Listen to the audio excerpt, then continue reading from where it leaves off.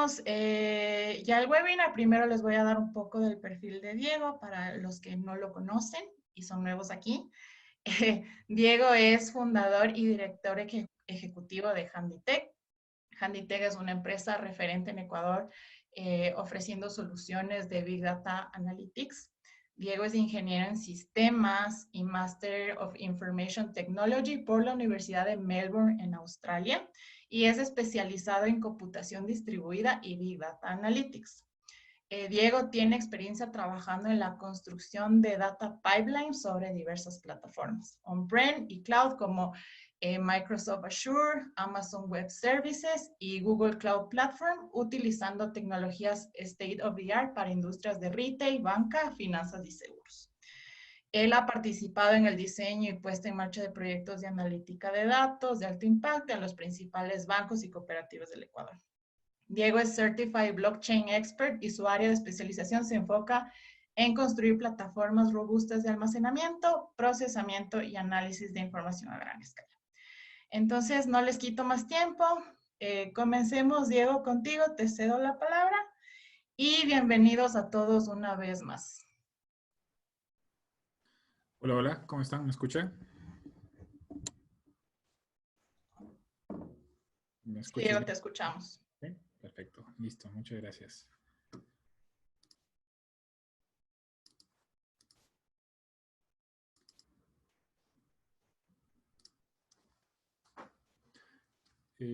¿Me confirman si están viendo mi pantalla, por favor?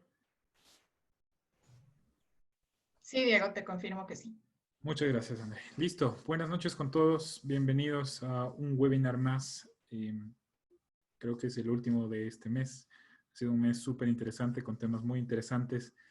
El día de hoy vamos a abordar un tema súper importante dentro de la construcción de lo que en el mundo de la analítica de datos, el Big Data, el análisis de información en general, se conoce como el ETL Batch y Streaming.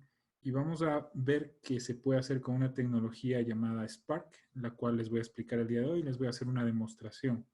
Pero antes quisiera mostrarles a ustedes algunos datos interesantes, abordar este tema desde un punto de vista estratégico también, no solamente desde el técnico, para que todos podamos entender la importancia y el impacto que tiene realmente entender cómo funciona y aplicar los conocimientos que tienen que ver y giran alrededor de la construcción de data pipelines, tanto en batch como en real time. Me gusta mostrar mucho este gráfico porque a partir de un estudio que hizo esta consultora acerca de las empresas que están aplicando actualmente Machine Learning, inteligencia artificial, todo lo que tiene que ver con analítica de datos, y se hizo un estudio enfocado principalmente en IFIs, en instituciones financieras, ¿no? En esta industria que es la que más está adoptando y donde se encuentra un mayor impacto, justamente porque son los pioneros en adoptar estas nuevas tendencias, tecnologías, metodologías. Y a partir de este estudio se identifica que, más o menos como ustedes ven ahí la foto de un iceberg, ¿no? La punta del iceberg significa o representa ese 15% de aquellos proyectos o iniciativas que están en producción, o sea, que se están ejecutando, están funcionando activamente, iniciativas que están siendo ya monetizadas por la organización y tienen una continuidad, o sea, tienen un equipo asignado que le da mantenimiento, que está constantemente implementando mejoras, está monitoreando y está principalmente, como les menciona en la lámina, monetizando ese proyecto, esa iniciativa de analítica de datos. Lo que ven ustedes en la parte de abajo es lo contrario, es decir, son aquellas iniciativas que están actualmente en pruebas de concepto, demostraciones internas, iniciativas que las están haciendo los equipos de tecnología o de analítica internos de estas instituciones. Pero la mala noticia ahí es que, como ven, ese número exorbitante, el 85% de todas esas iniciativas no alcanzan a llegar a producción, se desestiman o se desisten muy pronto y se descontinúan.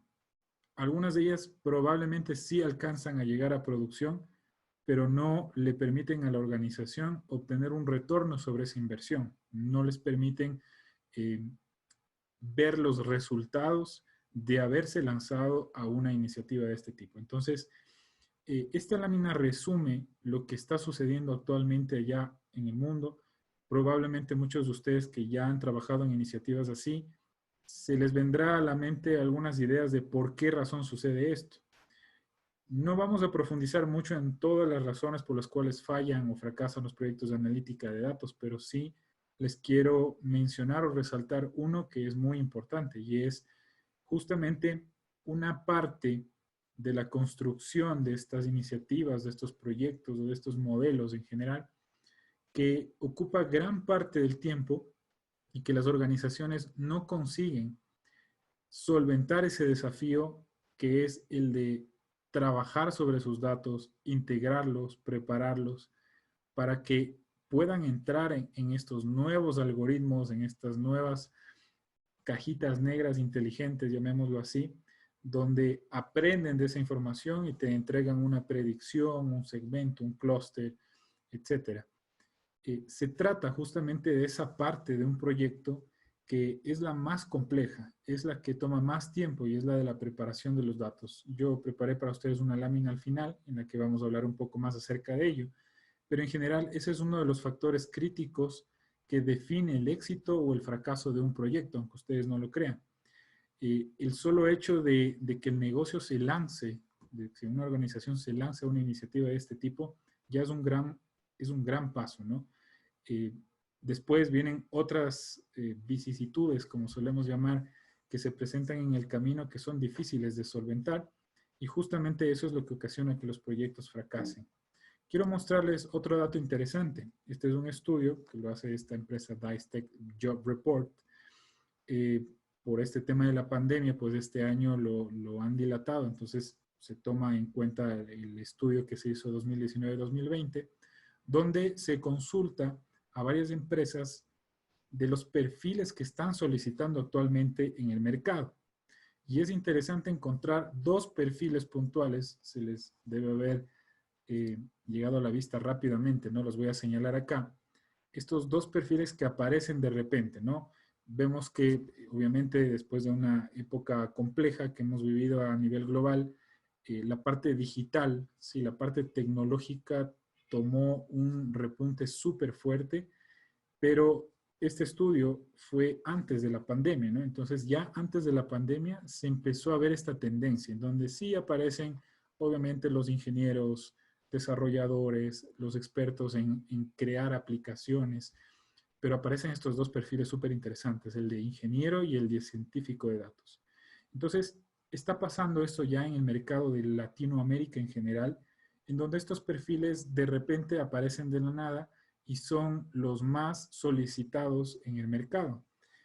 Interesantemente, al ser los más solicitados, también hay un déficit en la oferta que tiene el mercado de estos perfiles y de estos profesionales, porque por el momento son muy difíciles de conseguir, digámoslo así. Entonces, es interesante ver, quería mostrarles esta tendencia, si se dan cuenta del estudio de todas estas empresas que se hizo, el 50% de ellas estaban buscando un ingeniero de datos.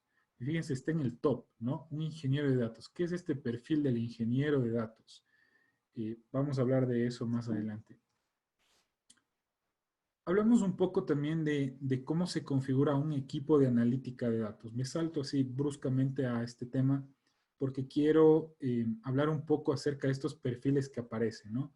Dentro de la construcción de una iniciativa de analítica de datos, nosotros configurar un proyecto de analítica de datos, ya aparecen nuevos perfiles, no son a los que estamos acostumbrados, los desarrolladores, los especialistas de aseguramiento de calidad, los arquitectos. Aquí ya tenemos perfiles súper interesantes que están más enfocados en crear data pipelines, así es como se los conoce dentro de todo el ciclo de creación de un modelo de analítica o de una iniciativa, inclusive puede ser de algo tan sencillo como inteligencia de negocios, ¿no? en general aparecen estos perfiles: los ingenieros de datos, los científicos de datos, los analistas, los ingenieros Data Ops que se conocen hoy en día, que son una evolución de estos ingenieros DevOps que conocíamos antes.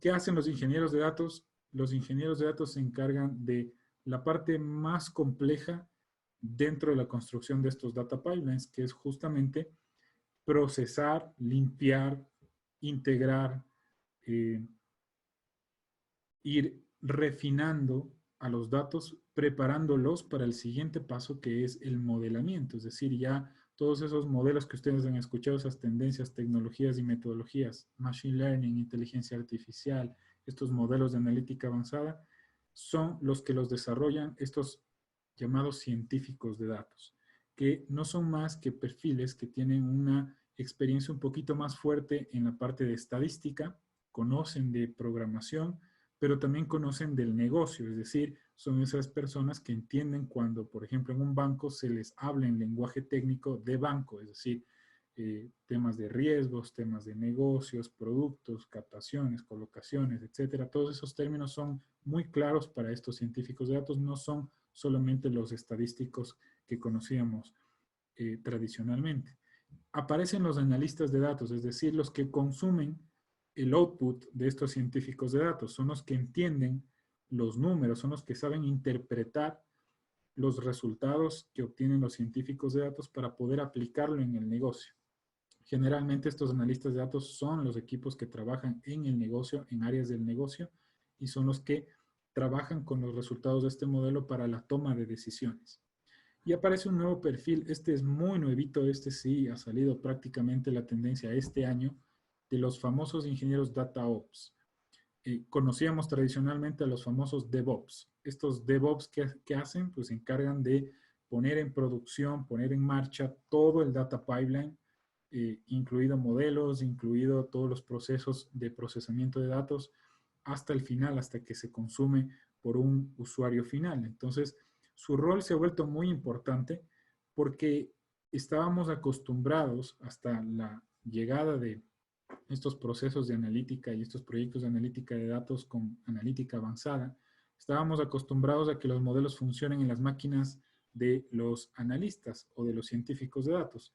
Y estábamos tranquilos y muy bien funcionando sus modelos, ejecutándose ahí en sus máquinas. Se iba el analista pues y perdíamos todo, pero era lo que teníamos. Hoy en día estos ingenieros DataOps se encargan de trabajar sobre todo este data pipeline y ponerlo a disposición de la organización en una arquitectura empresarial.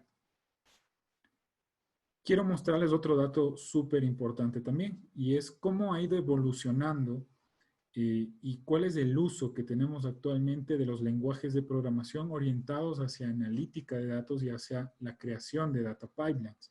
Este es un análisis que hace Databricks, que es una empresa, son los creadores de la tecnología Apache Spark, que de hecho vamos a tener una experiencia el día de hoy sobre esa tecnología, y ellos, como tienen el control, es una plataforma cloud, saben en qué están desarrollando a nivel global todos sus clientes, pues ellos identifican que Python es el lenguaje de programación más utilizado actualmente, casi en un 70%, seguido del lenguaje SQL para la construcción de data pipelines, luego por un lenguaje de programación nuevo, muy robusto, muy potente, pero que todavía no alcanza como ese nivel de relevancia y de fama y de facilidad de uso también, porque sí tiene su complejidad, entonces está ahí en el mapa. Y finalmente este lenguaje R que, como ven, ha ido bajando poco a poco su uso a nivel global y más bien se está potenciando mucho el uso del lenguaje de programación Python.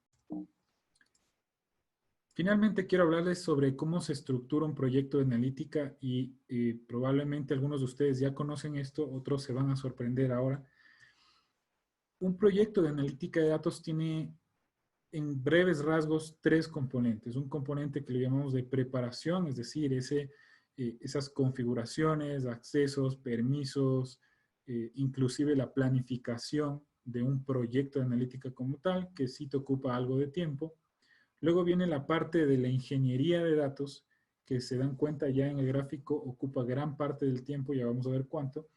Y luego la parte del modelamiento, que es ya efectivamente cuando yo creo un modelo. En general, las tareas que se realizan, esto está muy resumido, ¿no? Pero es para darles a ustedes una idea de la complejidad que tenemos y el desafío que tenemos que resolver. Entonces, en la parte de preparación, como les decía, se realizan tareas de incepción, planificación, se trabaja internamente para poder habilitar el acceso a la información, que es parte fundamental de un proyecto de este tipo. Entramos en la etapa de ingeniería de datos, donde se hace la ingesta, se empieza a trabajar sobre la limpieza, la calidad, aplicar reglas de negocio sobre los datos que tenemos, la integración de distintos silos de información que tenemos. Luego se crean procesos o flujos de trabajo conocidos como ETLs, y ya vamos entrando un poco en materia de lo que vamos a ver en el webinar de hoy. Y estos se empaquetizan o se van configurando de tal forma que se convierten en jobs que luego se pueden calendarizar o ejecutar bajo demanda.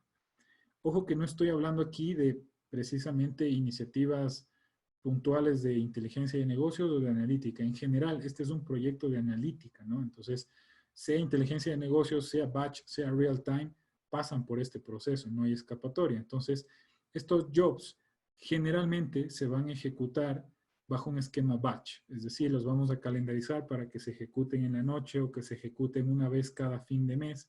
Siempre sucede eso. La puesta en producción, que es algo nuevo, esto no generalmente se lo toma en cuenta, pero ya será en casos muy excepcionales. Hoy en día esto es súper claro, o sea, la puesta en producción de todo este pipeline es fundamental para que sea replicable, para que puedan mantenerlo en el tiempo y para que puedan implementar nuevas iniciativas. Y fíjense que al final, en el modelamiento, ahí apenas hablamos de, al obtener un dataset limpio, preparado, etcétera, lo podemos apenas meter en un modelo para que éste nos dé una predicción, un segmento, un clúster, un grupo, etcétera. Se hace el modelamiento, se ejecutan los modelos, se analiza su precisión, el error, etcétera, dependiendo de qué modelo estemos trabajando, no vamos a profundizar en ello. Se trabaja sobre el afinamiento de los hiperparámetros y finalmente, nuevamente, algo que no estábamos acostumbrados, la puesta en producción. Aún así, que parecería que ahí hay un montón de cosas que hacer, realmente nosotros hemos identificado en nuestra experiencia, y de hecho también está en los libros, ¿no? Que se ocupa alrededor de un 70% en la parte de ingeniería de datos, en la preparación, y apenas un 20% en el modelamiento. Es decir, el modelamiento solo entra en acción cuando los datos están listos, ¿no? Cuando tenemos la disponibilidad de los datos. Algunos suelen fusionar los dos primeros componentes, la preparación y la ingeniería, porque están relacionados. De hecho, al hablar de la planificación, de ver si tenemos acceso, de hablar con el negocio para ver qué datos tenemos disponibles para resolver sus hipótesis, sus necesidades, son parte de este proceso de ingeniería de datos desde la incepción, ¿no? Entonces, algunos lo fusionan y se termina diciendo que la parte de ingeniería de datos suele tomar hasta un 80% del tiempo. Esta es una de las razones por las cuales suelen fracasar los proyectos de analítica, es porque este 80% del tiempo es muy largo, es demasiado largo. A veces toma meses, 4, 6, 8 meses en apenas tener la información lista para apenas poder modelar. Es por esa razón que los científicos de datos a veces se desesperan porque están a la espera de que llegue el dataset limpio y no llega. Y cuando llega, algo le falta. Entonces tienes que regresar nuevamente, hacer los cambios y apenas le llega el dato al científico de datos. Entonces es un proceso complejo. Mientras más largo es el tiempo que toma hacer la ingeniería de datos, ese 80% de un proyecto de analítica, más tiempo le toma al negocio también aceptar que esta es una iniciativa que le va a agregar valor. Y por otro lado, como es un time to market muy largo, el negocio cambia rápidamente. Entonces, hasta que le entregues el dataset a los 6 meses, en esos 6 meses ya cambió, ¿sí? Si se dieron cuenta, eso sucedió a nivel global. De repente todo cambió y el negocio que no se supo adaptar, que no cambió las reglas de juego, pues se complica. Entonces, no podemos esperar mucho tiempo para la obtención de esa información. ¿Qué quiero llegar o cuál es el punto de esta lámina? Es hablarles a ustedes de la importancia que tiene de que ese 80% del tiempo lo hagamos lo más rápido y lo más ágil posible. Ese tiene que ser nuestro objetivo. Si bien en la parte del modelamiento a veces optimizarlo en ciertos escenarios habrá cómo, pero en otros definitivamente no. O sea, hay que modelar lo que hay que modelar, hay que hacer los procesos, los algoritmos, entrenar esos modelos, el tiempo que tome, etcétera. Pero nuestro trabajo más fuerte tiene que ser reducido al máximo para que podamos nosotros también reducir el time to market para el negocio. Les presento entonces una tecnología que les va a ayudar a ustedes a reducir ese tiempo, ¿sí? Si bien no hay escapatoria, no es que vamos a reducir del 80% al 50%, no es posible, no es realista. De hecho, si ustedes escuchan a alguna institución, alguna empresa que dice, yo a mis datos los tengo perfectos, están listos para hacer analítica e inteligencia artificial, es la más grande mentira que nos podemos nosotros engañar a nosotros mismos probablemente, ¿no? Entonces, lo que sí les voy a decir es que ese 80% del tiempo va a ser más corto y lo vamos a hacer con tecnología y la tecnología es Spark. Apache Spark es una plataforma distribuida de procesamiento de datos. Cuando hablamos de procesamiento es justamente la parte más orientada hacia la ingeniería, pero también Apache Spark fue diseñado para ayudarnos en la parte del modelamiento. Si ustedes recuerdan en el mundo del Big Data cómo nació, este nació con esta tecnología llamada Hadoop. Entonces Hadoop era el boom hace algunos años y todas las empresas empezaron a adoptarlo con la promesa de que tenía la capacidad primero de procesar más rápidamente los datos y datos que no tienen una estructura o tienen alto volumen, ¿no es cierto? Entonces Hadoop nació como una tecnología como el boom del Big Data. Hoy en día eso está cambiando. Hadoop, de hecho, es mi opinión muy personal, muy pronto en los próximos 2 o 3 años se va a descontinuar, ya no lo van a utilizar y vamos a migrar hacia esta nueva tecnología y por eso se les presentamos también a ustedes, visionando el futuro y no tanto siguiendo la tendencia. Entonces, en este caso, Apache Spark les va a ayudar a ustedes, comparado a Hadoop, a aumentar el tiempo o reducir, perdón, el tiempo de respuesta de lo que estábamos acostumbrados en un ecosistema, en una plataforma Hadoop, hasta 100 veces más. Imagínense, entonces estamos cumpliendo con la promesa de reducir ese time to market en el 80% que decíamos que hay la complejidad, ¿no? Entonces, si antes con cualquier otra tecnología, no quiero sesgarlo a Hadoop, nosotros nos demorábamos horas o nos tardábamos, qué sé yo, 15, 24 horas para obtener apenas la información para entregarle a nuestro equipo de análisis.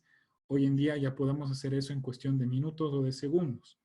Y si lo podemos hacer en segundos, quiere decir que podríamos pegarnos un poquito más hacia el mundo real time, ¿no es cierto? Entonces, Spark es una tecnología diseñada también para ayudarles a ustedes a crear data pipelines en real time, en streaming. Spark tiene 4 componentes. Spark SQL, es decir, les va a permitir a ustedes trabajar en lenguaje SQL, si ustedes son más amigos de esa tecnología. Tiene el componente Spark Streaming, que es el que activa la posibilidad de ejecutar data pipelines y modelos también sobre un stream de datos, datos generados en línea y no en batch como estamos también acostumbrados. Tiene el componente MLIF, que es una suite de librerías que permiten programar o desarrollar modelos de analítica avanzada con Machine Learning y lo hace igualmente de manera muy veloz y igualmente lo puede hacer con datos masivos. Eso cabe mencionar, por eso se compara con Hadoop, porque Spark también resuelve lo mismo, la complejidad de datos semiestructurados o no estructurados, en ambos casos, también los datos estructurados, y lo resuelve con un esquema ligeramente distinto a Hadoop, mucho más veloz. También tenemos un componente de GraphX que sirve en el caso de que ustedes quisieran explorar eso. Por ejemplo, si recuerdan el tema de los Panama Papers que sucedió hace varios años, ¿no?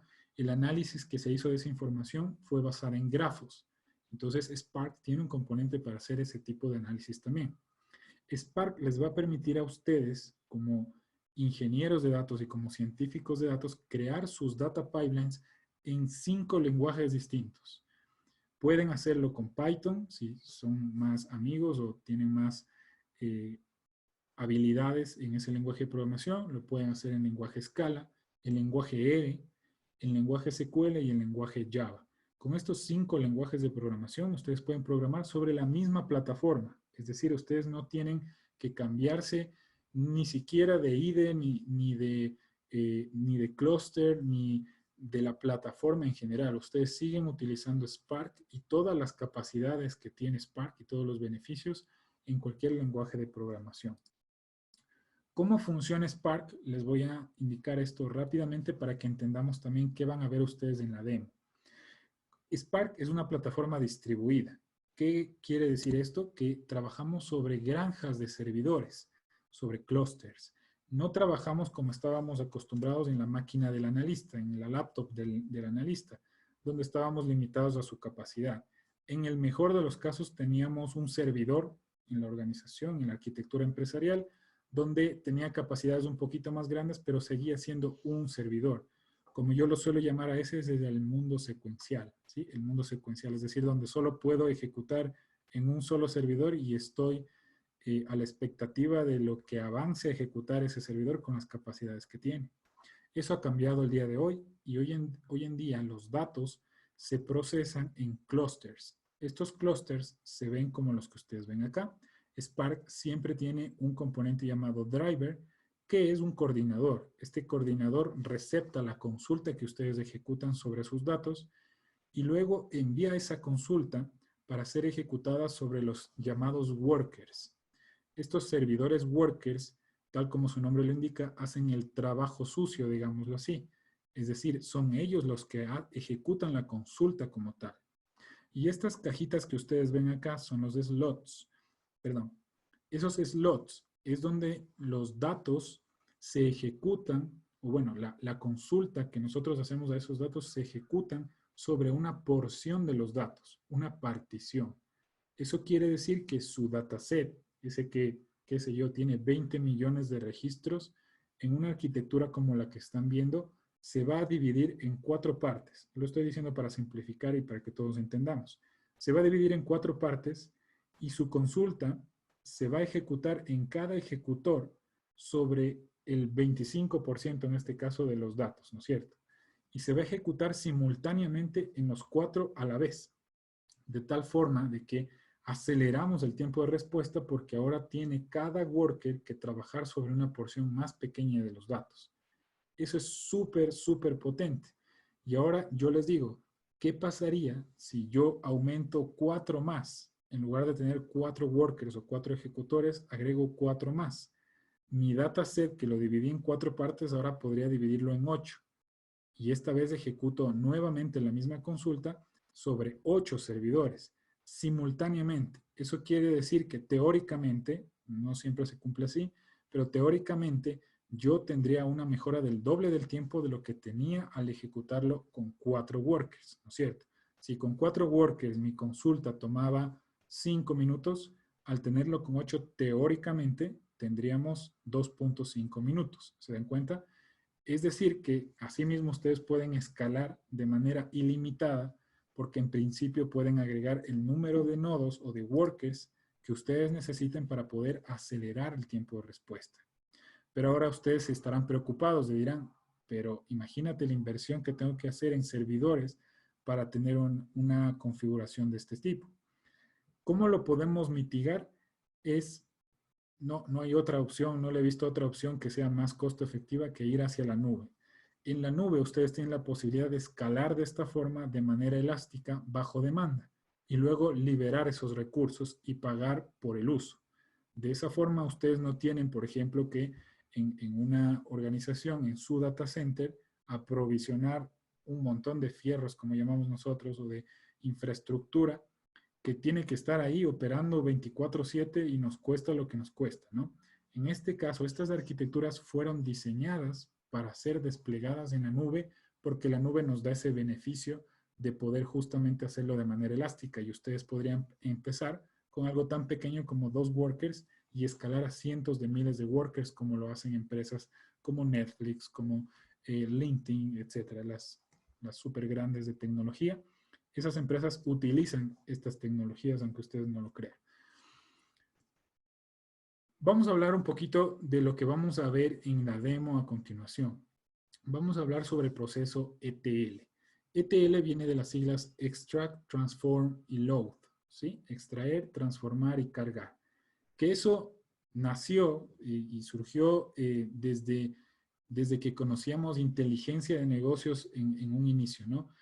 La inteligencia de negocios nace con este concepto porque tiene como componente principal el conectarse a una fuente generalmente estructurada, puede ser un archivo inclusive, pero igual un archivo CSV o un Excel, que justamente tiene esta característica de ser estructurada, obtiene esa información, luego realiza procesos sobre esa información, la transforma, la prepara, la filtra, la organiza y luego la va a cargar en un destino que generalmente es un data warehouse. Así es como nació el concepto de ETL en general, ¿no? Nació de la inteligencia de negocios. Hoy en día, en analítica, ese concepto se sigue aplicando totalmente. ¿Qué es lo que ha cambiado? Lo que ha cambiado es que ahora las fuentes de información son mucho más variadas. Segundo, la cantidad de información que tenemos disponible es mucho más grande de lo que teníamos anteriormente. Luego, la heterogeneidad de los datos. Hoy en día ya no trabajamos solo con datos estructurados. Hoy en día ya se nos ocurre analizar datos de redes sociales, imágenes, videos, audio. Toda esa información es data no estructurada que hoy en día ya se puede analizar. Entonces, el componente, o bueno, este flujo de ETL evolucionó. No es que cambió el concepto, sino que evolucionó. Y hoy en día tiene que enfrentarse al reto del volumen, la heterogeneidad, los silos de información, varias aplicaciones. Y luego se enfrenta al reto en el lado del consumo, porque si se dan cuenta, al final, ¿cuál es el objetivo de todo esto? De hecho, ¿por qué estamos hablando de esto el día de hoy? Es porque nuestro objetivo es ayudarle al negocio a tomar decisiones lo más rápido posible, ¿sí?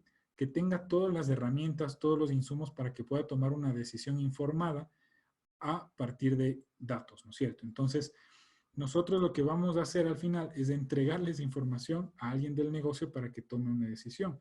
No importa si son datos estructurados, no estructurados, audio, video, al usuario final, al usuario del negocio le va a llegar lo mismo. Le va a llegar un insight para que tome una decisión. Entonces, lo que vamos a ver el día de hoy es cómo hacer eso más rápido, cómo hacerlo más ágil, cómo hacerlo más fácil. Ese es el objetivo de lo que les vamos a enseñar el día de hoy. Vamos, para ver la demo que preparamos para ustedes, a separar en dos mundos, el mundo batch y el mundo real time. El mundo batch es al que estamos acostumbrados actualmente, ¿sí? Si ustedes ya han trabajado en iniciativas de inteligencia de negocios o ya han creado data pipelines, se van a dar cuenta que el mundo batch es algo a lo que ya prácticamente lo vemos como lo normal, pero no necesariamente es lo aceptable, ¿no? Entonces, el mundo batch es ese donde nos podemos tomar varios minutos, varias horas, varios días para obtener apenas la información que necesito como negocio. Entonces es el clásico, te entrego el reporte a día caído, te entrego esa información a final de mes cuando tengo los datos al corte de fin de mes. Estamos dispuestos a esperar ese tiempo y pues el negocio ha estado acostumbrado a eso. Hoy en día es más, hemos visto algunas experiencias donde el cliente, el negocio, ¿no? Como está tan acostumbrado a esta forma de trabajar, cuando tú le dices, oye, ¿sabías tú que puedes obtener esto en línea, en tiempo real? Y dice, o sea, no me agrega valor porque igual tengo un montón de gente ahí trabajando para mí las noches, las madrugadas, haciendo el procesamiento de los datos y al siguiente día, con tal que me entreguen, pues no hay problema. Hoy en día eso está cambiando. El negocio que no tiene información a tiempo es un negocio que está perdiendo oportunidades. Una, dos, sus competidores que sí lo están haciendo tienen una ventaja competitiva con ellos.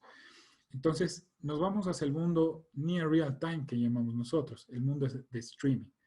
Quiere decir que nosotros los data pipelines que creábamos en el mundo batch, lo seguimos haciendo en el mundo de streaming, pero lo hacemos en línea, lo hacemos con datos que se generan en línea, en caliente. Mientras que en el mundo batch, nosotros podríamos considerar que se generen errores, el típico se procesó en la noche, pero se cayó el proceso ETL, toca volver a reprocesar otras 10 horas más. Estábamos acostumbrados a eso y en todo caso no toleramos mucho los errores, ¿no? Sino que si no se cargó tu informe de ventas para el siguiente día, el negocio se para, ¿sí? Y no hay a dónde ir, entonces tienes que reprocesar y hacerlo bien. En el mundo real time, No quiero decir que eso no sea crítico, pero sí podemos darnos el lujito de perder cierta información en ciertos escenarios con tal de obtener un insight más rápidamente, ¿sí? Les pongo un ejemplo. Esto es clarísimo en el Internet de las cosas. Es crítico si un sensor, por ejemplo, está midiendo la temperatura todo el tiempo y pierde una medición de un milisegundo, que sé yo, cada milisegundo va haciendo las mediciones de temperatura. Es crítico si pierdo un solo dato en lo absoluto, ¿no es cierto? No pasa nada. Igual, si saco un promedio, etcétera, al final, para hacer el análisis, no tengo ninguna variación importante. Eso no sucede en el mundo batch. Probablemente ahí sí perder información es crítico. De todas formas, es un ejemplo que les pongo, hay varios que se pueden aplicar. Voy a pasar a mostrarles la demostración que hemos preparado para ustedes, súper rápido. Esto que están viendo ustedes acá es justamente la plataforma Databricks. Esta plataforma nos facilita el trabajar sobre clústeres de Apache Spark. Databricks es la empresa que crearon esta tecnología. Apache Spark son los que le dan continuidad, desarrollo. Apache Spark es open source, por si acaso, ¿sí? Pero Databricks, al ser una empresa, son los creadores de la tecnología, crearon una interfaz mucho más amigable y algo que ellos lo llaman como una plataforma de analítica unificada. Eso quiere decir que ustedes como ingenieros de datos, como ingenieros DataOps, como analistas y como científicos de datos, tienen una sola plataforma que lo resuelve todo, ¿sí? Y literalmente, cuando les digo todo, es todo. Entonces, al final del día, una plataforma de analítica unificada junta lo mejor de estos tres mundos, de la ingeniería de datos, de la ciencia de datos y del business intelligence. Cuando se conjugan estos tres mundos, obtenemos una plataforma de analítica unificada que permite trabajar a equipos de manera colaborativa y, por otro lado, les permite a ustedes crear sus data pipelines y darle continuidad a todo el flujo end-to-end, es decir, desde la ingesta de los datos hasta su entrega al negocio en un tablero amigable. Lo que vamos a ver acá es justamente dos ejemplos, dos demos. Hice un demo para ustedes en el que vamos a ver cómo se ejecuta con Spark cargas de tipo batch, ¿sí? Vamos a hacer un análisis de crímenes con un dataset que tenemos ahí de ejemplo y al final vamos a hacer una demo de la parte de streaming, ¿sí? Nos vamos a conectar a un componente que está generando datos en tiempo real y vamos a analizar esa información con la misma tecnología en la misma plataforma, ¿sí? Entonces, ¿qué es lo que estamos viendo acá? Yo voy a mostrarles a ustedes el contenido que tenemos en este dataset, es un CSV.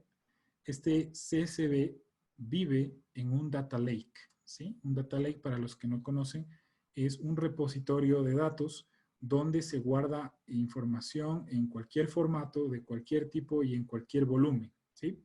Es distinto a una base de datos, un data lake, porque el data lake primero no tiene una estructura y luego permite escalar a niveles realmente masivos y no importa la complejidad de los datos ni la estructura que estos tengan. Entonces, un data lake, en términos prácticos, cuando ustedes lo ven así físicamente, cómo es como el sistema de archivos que ustedes tienen en su máquina. Ese sistema de archivos guarda un XLS, un documento, una imagen. Eso es lo mismo que se puede guardar en un data lake. Lo que estoy haciendo acá es visualizar los datos. Le tomó un momentito porque como le dejamos inactivo mientras estuve hablando con ustedes, la primera vez hasta que se carga el contexto de Spark, le va a tomar un tiempito y de ahí en adelante van a ver que se ejecuta súper rápido. Esto que ven acá es el contenido del dataset. Ustedes dirán, está horrible, o sea, no entiendo nada. No sé qué información tiene. Veo que hay algunas columnas por ahí, información, hay fechas, hay textos. Lo que sí puede identificar es que es información, si es un CSV, ¿no? Me da la pista de que está separado por algún carácter separador. En este caso está separado por tabs. Esa es la primera pista para un ingeniero de datos de cómo voy a empezar a cargar esta información. Y eso es lo primero que vamos a hacer. Vamos a hacer el proceso de extracción. Aquí estoy utilizando lenguaje de programación Python. Puntualmente, como estoy trabajando sobre un clúster de Spark, lo que voy a ejecutar acá es una librería llamada PySpark. Entonces, fíjense cómo con la función Spark Read, yo le paso el delimitador, le paso el dataset, dónde vive este dataset, y voy a mostrar esa información.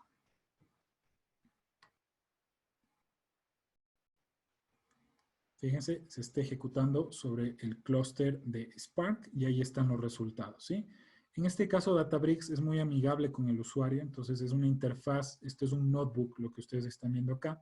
Me permite visualizar rápidamente la información en una tabla, es una muestra nada más del contenido que acabamos de cargar, ¿no? Entonces, fíjense cómo esa información que estaba acá guardada en un dataset y que no se entendía mucho, ya la pasé a una estructura un poquito más manejable, ¿ok?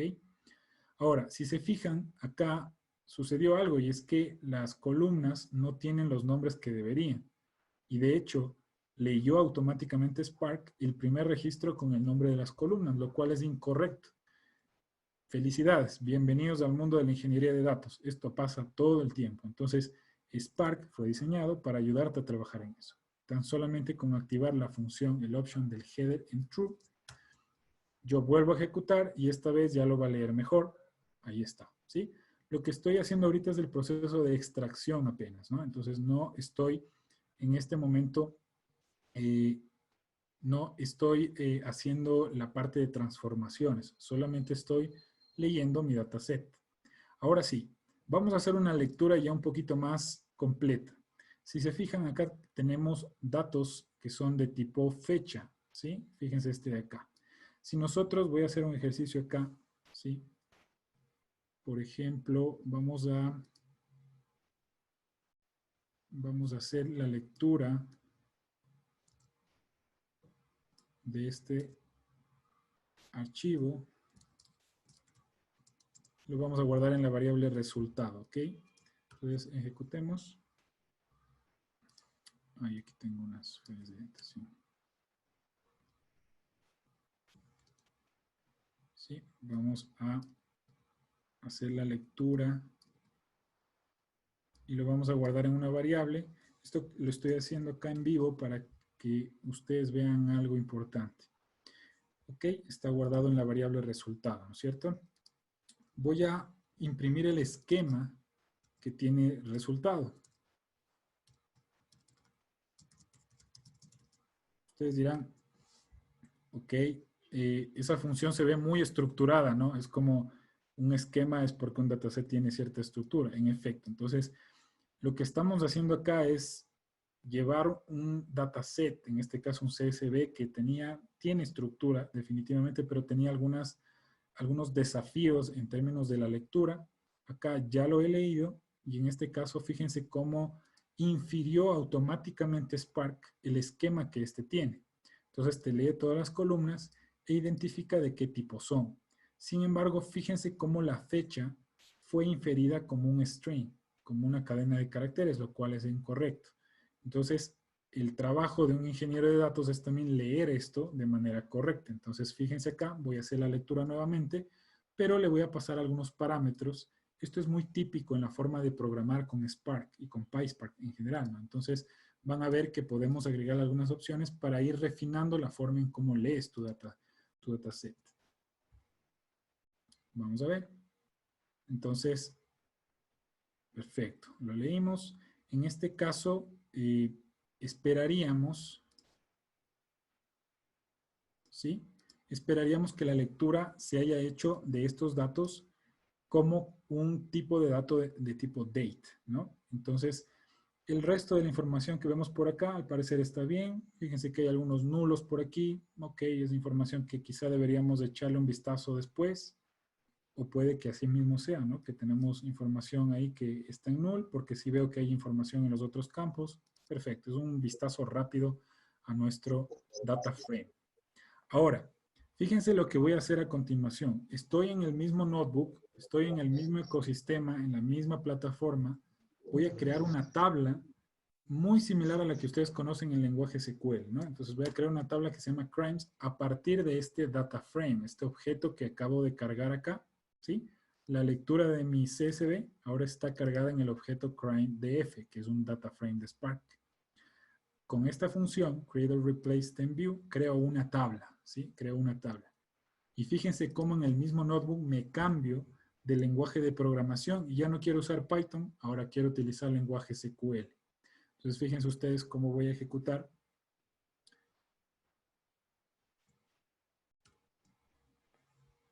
¿Sí? Un conteo rápido y la tabla crimes, aquí estoy usando el lenguaje SQL, me muestra exactamente la estructura que vimos arriba, solo que arriba estaba en un objeto Python y acá está ya como una tabla de una base de datos.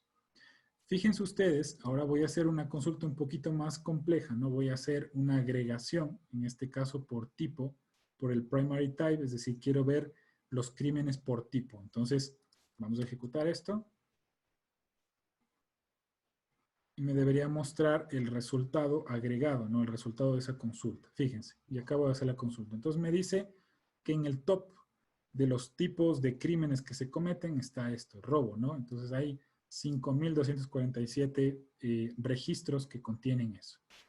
Vamos a ver nuestro dataset completo, CrimeDF, ¿cuántos registros tiene? Tiene 22.108 registros.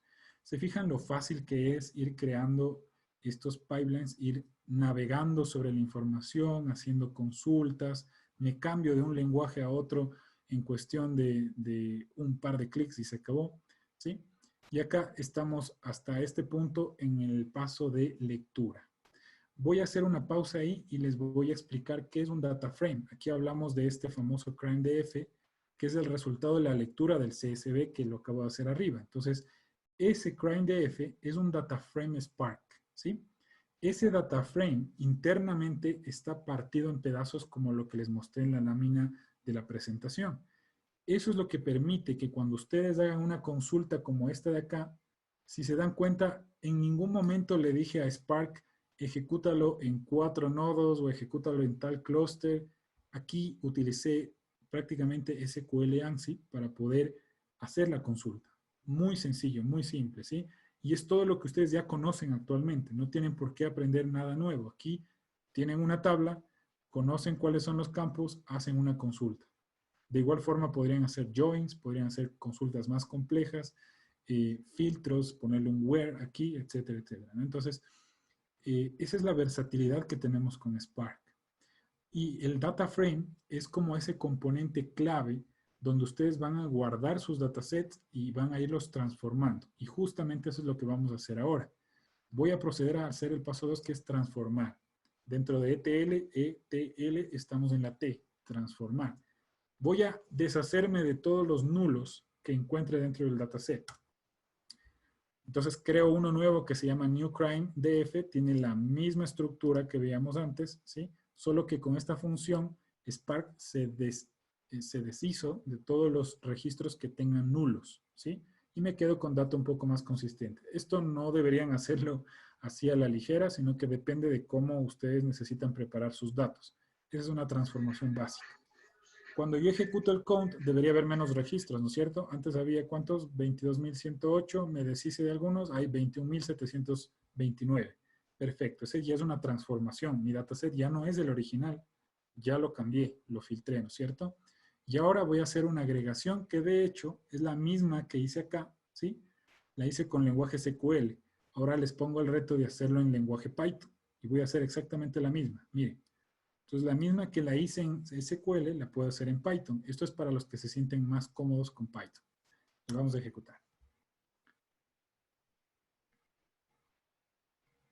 Excelente. Y me trajo la misma información, ¿sí? Solo que es un dataset más pequeño porque me deshice de los nulos. Súper rápido, si se dieron cuenta, me cambié de lenguaje así a discreción muy fácilmente. Y finalmente, el último paso que suele ser dentro de nuestro pipeline es la carga de esta información en algún lugar. Para simplificar, yo voy a guardar esto en el mismo data lake que teníamos acá. Ustedes podrían guardar esto en una base de datos SQL Server, en un Oracle, en un MySQL, podrían llevarlos a un FTP, donde ustedes gusten. El destino definitivamente para Spark es irrelevante. Ustedes solamente con una función como esta, fíjense, en este caso vamos a hacer un save. Voy a guardar este dataset, o sea, el resultado, ¿sí? El final crime DF, lo voy a mandar a guardar en un solo archivo llamado crime CSV.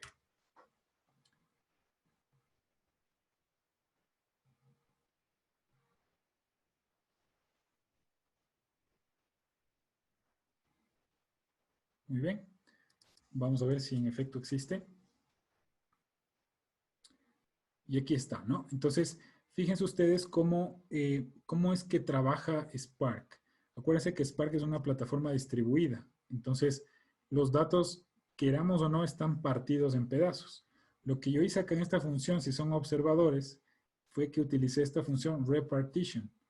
Esta fue la que convirtió los 4 pedazos, por ejemplo, del dataset en uno solo y me lo guardó acá. Entonces, fíjense que realmente el archivo que yo quiero leer es este de acá, que dice part000. En otros escenarios, Spark va a dividir esto en múltiples pedazos. Eso depende del volumen de la información y del pipeline que están creando. Entonces, vamos a ver si en efecto este contiene, ahí está, mire. Entonces, el CSV resultado contiene lo que vimos arriba. ¿Sí? Y listo. Vamos a borrar la tablita que creamos con lenguaje SQL, me cambió otra vez y estamos bien. Perfecto. Ahora sí, vamos con la segunda parte que es el demo de streaming, ¿sí? Este pipeline que creamos acá es un pipeline batch. ¿Por qué es batch? Porque si se dan cuenta se toma su tiempo, ¿no es cierto? O sea, cada paso tengo que ejecutarlo, ir al siguiente, ir al siguiente, ir al siguiente. En todo caso, puedo automatizar todo esto, empaquetizarlo a este notebook y mandarlo a ejecutar, por ejemplo, cada noche a las 11:30 de la noche, por ejemplo, ¿sí? Puedo hacerlo así. Y eso es el mundo batch. ¿Qué pasa con el mundo real time? No voy a cambiarme de tecnología, no voy a cambiarme siquiera de notebook, sino que estoy aquí mismo, ¿no? En el mundo de streaming, les voy a resumir lo que dice acá, lo que estamos teniendo como reto es que los datos ya no están viviendo en un repositorio y es tan fácil como leerlos, cargarlos y hacer algo con ellos, sino que los datos están creándose en línea, ¿sí? Y hay variabilidad en la generación de esos datos. Puede que me lleguen 2 y luego que me lleguen bomba unos 100 o unos 1000 o 1.000.000, ¿sí? Entonces, eso es el streaming y ese es el desafío que tenemos en streaming. Spark, afortunadamente, no se complica la vida y te dice, ¿sabes qué? Utiliza lo mismo que creaste para hacer batch, pero esta vez te voy a permitir hacerlo como soy tan veloz, eso dice Spark, ¿no? Como soy tan veloz, mándame nomás los datos en línea que yo me encargo de hacer el procesamiento de ellos. Este demo que vamos a ver son datos reales de posts que se están haciendo en Wikipedia, ¿sí? En Wikipedia están publicando, creando nuevas páginas, vamos a capturar eso en tiempo real y esa información se va a guardar en un componente de streaming que permite guardar esos mensajes en tiempo real, que es Kafka. Si ustedes lo conocen, igual no vamos a profundizar mucho en ello porque nuestro objetivo es analizar esa información que nos va llegando. Entonces, voy a crear una estructura predefinida para los datos que me van a llegar, ¿sí? Acá me voy a conectar o me voy a suscribir a ese clúster de Kafka donde se están publicando los mensajes, o sea, las páginas que se están posteando, ¿sí? Y luego, fíjense ustedes acá, vamos a hacer el primer ejemplo, ¿sí? Acá, ¿qué es lo que estamos haciendo? Estamos convirtiendo o obteniendo el mensaje que llegue a Kafka, ¿sí? Lo vamos a obtener y ese mensaje lo vamos a empezar a procesar, lo vamos a empezar a hacer el proceso de TL, ¿sí?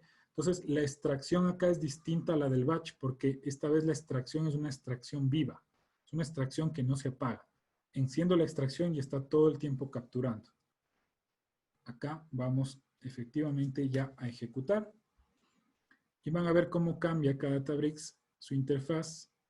Empieza a inicializar un streaming, se suscribe hacia Kafka y está a la escucha de los mensajes. Entonces van a ver acá, fíjense, miren, llegaron bastantes, ¿no? Pero fíjense cómo está cambiando en vivo, están llegando todos esos mensajes. Miren, 30 filas, 37 filas, 41 filas, están llegando varios mensajes, ¿no? Parece que en la noche es más activo. Yo lo probé esto en la mañana y nadie hacía nada. Entonces, fíjense cómo me llegan los datos. Y estos son los datos que tengo disponibles. Ustedes como ingenieros de datos, ¿cuál es el siguiente paso? Pues ya me llegaron los datos, ahora tengo que hacer la parte de las transformaciones, ¿no es cierto? Entonces, vamos a ver. Estas de acá son funciones helper nada más para permitirnos detener el streaming. En este caso lo estoy deteniendo, miren. Ya se puso en gris, dejé de obtener la información. Vamos a hacer otro ejemplo. Transformemos. ¿Qué tal si estos datos que me llegaron acá, fíjense para que vean ya con calma cómo se ve el dataset, ¿Ok? Fíjense cómo está la columna geocoding. Es data semiestructurada. No es tan fácil como lo imaginamos, ¿no? Tenemos un timestamp, perfecto. ¿Ok? De acuerdo. Vamos a ver entonces qué hacemos en la transformación. Vamos nosotros a obtener la URL de la página y la ciudad y el código de la ciudad, ¿sí? ¿Por qué hacemos esto? Porque voy a hacer un ejercicio que es típico en streaming. Voy a utilizar el dato que me llega y lo voy a cruzar con una tabla de catálogo, es decir, voy a cruzar con una tabla existente que está guardada ahí en una base de datos, por ejemplo, y las voy a cruzar en vivo, de tal forma que ustedes vean cómo se hace un join en vivo, con datos en streaming, con la misma tecnología. Vamos a ver. Entonces, en este caso, simplemente estoy seleccionando ciertas columnas que son de mi interés. Fíjense que geocoding, ¿en dónde está? Geocoding está dentro de un campo, o sea, geocoding es un JSON, realmente. Miren cómo está la información dentro de geocoding. Es un JSON. Entonces, acá fácilmente con Spark me meto esa información y miren cómo ya le di estructura. Me llegó un dato semiestructurado y ¡boom! Lo tengo ya con estructura. Perfecto. Vamos a pararle y ahora sí quiero que vean ustedes lo de esta tabla de catálogo. Voy a tener una tablita que tiene las descripciones de los países. Tiene más información sobre cada país. Esta es otra tabla. La voy a cargar en mi data frame llamado countries y fíjense cómo aquí voy a hacer el join. Miren, mi tabla anterior, es decir, la que me va a leer los datos en tiempo real, ahora se va a cruzar con esta tabla que acabo de cargar acá, que tiene los códigos de los países y tiene información adicional. Fíjense que está el nombre del país como tal, ¿no es cierto? Entonces, fíjense cómo voy a hacer un join en tiempo real.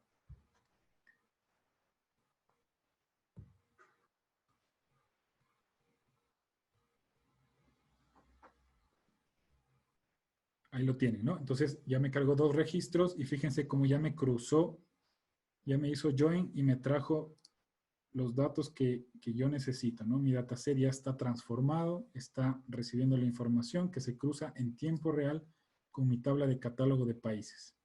Tengo 3 registros, 4, esperemos un ratito más, que se llenen un poco más. Me llegaron 2 de golpe. Si vamos monitoreando también acá, Databricks como tal nos permite monitorear el volumen de información que estoy recibiendo por segundo, ¿sí? Y la estoy visualizando acá de manera sencilla. Tengo 12 registros. Vamos a pararle y vamos a ejecutar el último ejemplo y con esto cerramos. ¿Sí? Ahora lo que voy a hacer es utilizar una herramienta también creada por los creadores de Spark que se llama Delta. Delta es una forma alternativa a guardar los datos en una tabla, que ya no es una tabla de tipo Hive, para los que conocen un poco cómo se trabajaba en el mundo del Big Data con Hadoop, sino que aquí lo guarda en una tabla Delta.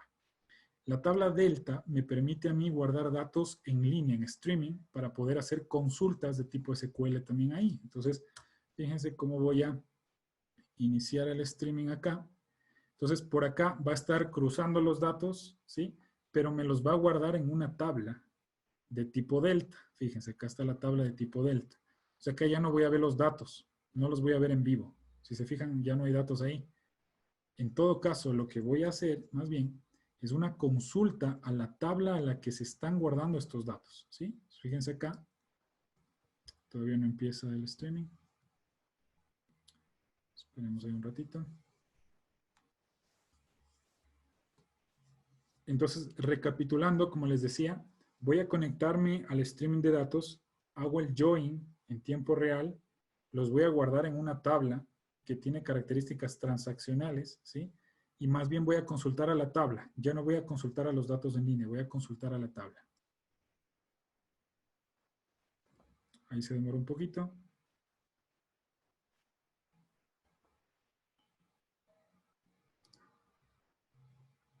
Se está inicializando. Bueno, esperemos ahí a que salga y apenas esté, lo hacemos. Si quieren, podemos empezar con las preguntas. Ya nos pasamos un poquito del tiempo. Empecemos con las preguntas para irlo resolviendo y de ahí apenas se termine de ejecutar, pues les muestro lo que sale ahí. Adelante con las preguntas. Listo, Diego, muchísimas gracias. Ok, vamos directamente con las preguntas. Andrés Herrera te pregunta, en términos de nube, ¿cuál es la ventaja de escalar horizontalmente versus escalar verticalmente? Perfecto, excelente pregunta. Hay varias razones y varios justificativos. Al hacer un escalamiento vertical, tiene un límite, ¿sí? Tiene un límite porque por más que tú tengas en un rack, en un data center, la posibilidad de meterle los fierros que puedas, tiene un límite. O sea, vas a llegar hasta los, no sé, 128, 256 gigas de RAM, 40 cores, etcétera. Podrás tener la infraestructura más robusta, pero eso no escala a niveles masivos, ¿no? Eventualmente te vas a quedar corto, quieras o no.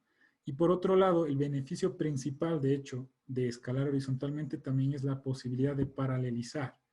Eso es lo fundamental, ¿sí? El mundo del escalamiento vertical, yo que lo llamo el mundo secuencial, no escala, o sea, simplemente tienes que ejecutar, si tienes una buena capacidad, chévere, pero igual tienes que esperar todo ese tiempo. En términos de la capacidad que escala horizontalmente, te permite ejecutar simultáneamente sobre porciones de los datos y eso es lo que acelera el procesamiento. Aquí está ya Perfecto. para que lo vean. Miren, aquí voy a consultar a la tabla delta.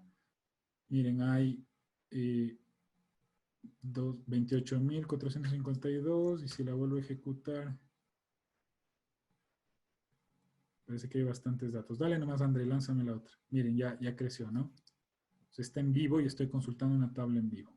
Dale. Ok, José Guerrero te pregunta, ¿el proceso de ETL es para volver lo no estructurado a data estructurada? Mm, No es precisa esa aseveración, pero sí es uno de los usos que tú le das a un ETL.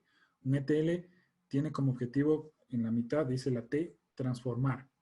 Entonces, lo que pasa es que en el pasado la transformación se limitaba solamente a filtrar, a seleccionar ciertos campos y agrupar, y todo era reestructurado. Hoy en día las transformaciones ya son otras, ¿no es cierto? Fíjate acá, hicimos un ejercicio ahí, lo pasé rápido, pero transformamos de este mundo semiestructurado, que era un campo de tipo JSON, recuerdan acá, miren, ¿sí? Y lo llevé hacia una estructura. Eso sí es algo interesante y ahí entre paréntesis les digo, es irónico, porque el mundo no estructurado, tarde o temprano llega a tener estructura para que el negocio lo pueda consumir, porque el negocio no te va a aceptar un JSON para poder leer ahí los resultados, el reporte de ventas. El negocio va a ver un tablero, ¿no es cierto? Entonces, un tablero es estructurado. Ok, vamos con otra pregunta. Jorge Chong dice, ¿qué pasa si el Data Lake está en la nube y el procesamiento Spark Databricks está en la otra nube? A ver, en el mundo del procesamiento distribuido y en este tipo de plataformas o tecnologías, lo más costoso es mover los datos. Entonces, mientras más cercanos tengas tus datos al procesamiento, es mucho mejor, ¿sí? Porque tienes que moverlos menos por la red. Mientras más lejanos están, el costo o el tiempo no es realmente de procesamiento, sino es el tiempo de mover los datos. Entonces, el tiempo de respuesta que tú vas a tener, si tienes un escenario como el que acabas de mencionar, en ese caso el mayor tiempo que vas a tener es el de llevar los datos hacia la otra nube y de obtener el resultado. Pero el procesamiento probablemente es muy rápido porque ya cuando los datos están ahí es súper veloz. Ok, y vamos con la última pregunta. Es de Ingrid Barresueta. ¿Los ETL puedo hacerlos con procedimientos almacenados? Si tuviera mis socios, se reiría como me acabo de reír, perdón. Eh, Realmente sí, se puede. No es siempre la mejor técnica. Sin embargo, si se dan cuenta acá, yo lo hice. O sea, no usé el lenguaje de procedimientos almacenados, pero utilicé queries de SQL. Entonces es interesante cómo en este mundo del procesamiento distribuido y gracias a Spark, yo termino al final creando esta especie de procedimientos almacenados que no están almacenados, de hecho, en la base de datos, sino que más bien están en este ecosistema Spark y los datos viven en otro lugar, en un data lake, y están partidos en pedazos, ¿sí? Entonces, si se dan cuenta ustedes, sí estoy utilizando el concepto de los procedimientos almacenados porque uso SQL, pero no están guardados en una base de datos, sino que están desacoplados de ellos. Sin embargo, en general, y por eso hacia esta referencia chistosa de este tipo de casos de uso, hoy en día no es lo más óptimo utilizar procedimientos almacenados, porque no escalan, porque son limitados y porque también son muy lentos. Entonces, acá es distinto porque acuérdense que esto se está ejecutando sobre clústeres de procesamiento de datos masivos, que es muy veloz. Uh-huh. Listo, Diego. Entonces, si no tienes algo más que incluir en tu presentación. No, yo terminé, no sé, más preguntas. Más bien nos pasamos del tiempo, pero solo les quiero agradecer por su presencia. Mil disculpas que nos pasamos 7 minutos del tiempo. Solo 3 pequeños anuncios. Científico de datos, 2 ediciones. El 12 de octubre es el que ya viene.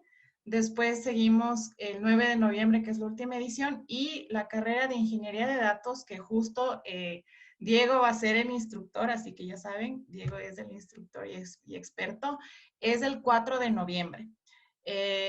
Si es que no pudieron presenciar desde el principio este webinar, no se preocupen. Nosotros subimos todas las grabaciones de los webinars en nuestro canal de YouTube. Estamos como Handitech Academy. Entonces, listo. Quiero agradecer a Diego por tu presentación y por responder las dudas de los asistentes. Muy interesante esta temática también. Y bueno, pues no les quitamos más tiempo. Recuerden seguirnos en nuestras redes sociales, DataBits en Facebook y Handitech Academy en LinkedIn. Bueno, pueden ir a descansar. Les agradecemos mucho su presencia y que tengan una buena noche.